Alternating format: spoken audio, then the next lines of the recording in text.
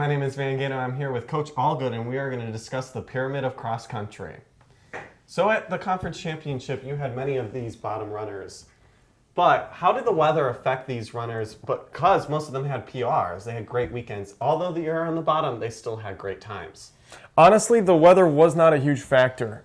It was nice. It was way better than the first time that we were there. When we raced on that course earlier this season, it was like the hottest 75 degrees ever.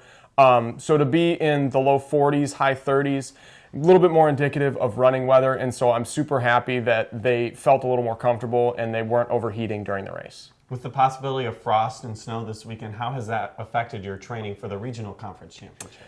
Honestly, it hasn't affected it a whole lot. I'm just trying to get them to layer up a little bit more, make sure that they're prepared for the weather. When your heart rate gets going in the middle of a workout, the easiest way to stay warm is to just keep it moving. Your body will emulate a temperature that's about 20 degrees warmer than the external temperature. And so as long as we're above 30 degrees, they'll be totally fine once we're in the middle of any workout. And do you think just the weather alone will affect the PRs and potential just aspect of the race? It could. I think one of the biggest affecting factors would be that we've never seen this course before. And I think that at the end of the day, just the unfamiliarity might play a bigger factor than the weather might, especially because we can't predict the weather even this far out. In the next layer of the pyramid,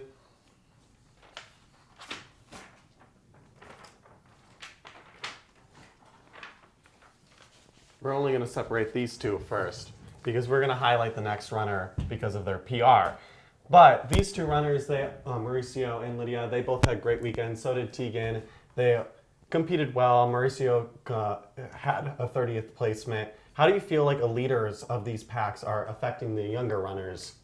Honestly, I think it goes to show that it is a team effort. I did want them to acknowledge that it was a team effort during the race. It's nice to see, guys like Mo leading the way for all of his teammates, and then even to see Lydia as a freshman starting to step up and really push Tegan for that second spot on the roster. And so it's good to see some healthy competition between the older and younger runners, and it's even nicer to see the older runners ushering the younger runners into that leadership role as they move forward. And with the season coming to the end, how do you think healthy competition also affects practice? I think it adds a little bit of chirping back and forth, and I think that's nice to have. They spent a lot of time building a foundation of friendship and camaraderie, and now that we're starting to get a little bit more serious in the races, I think that translates well. Like, sure, they're going to challenge me, but it's in my best interest and nobody else's. And next on the pyramid, Brianna Walters. Brianna Walters had a 2-minute PR over the weekend. How'd you congratulate her? How'd she reach that mental spot to break that barrier? Just a 2-minute PR is a really big accomplishment. Yeah, so normally Bree is our number 6 runner, and through mile 1, she was with our number 3 girl, and I went, oh, so that's how this race is going to go today. All right.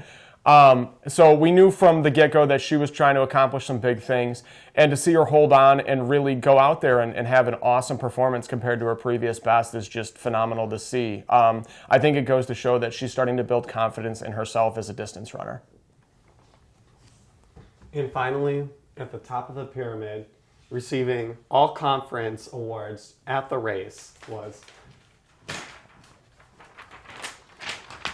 Ariel Martinez. How do you feel about Ariel Martinez? She received 22nd. She received all conference, just paving the way for this cross-country program for the women's side. How does this leader of the pack also affect practices and going into the regional?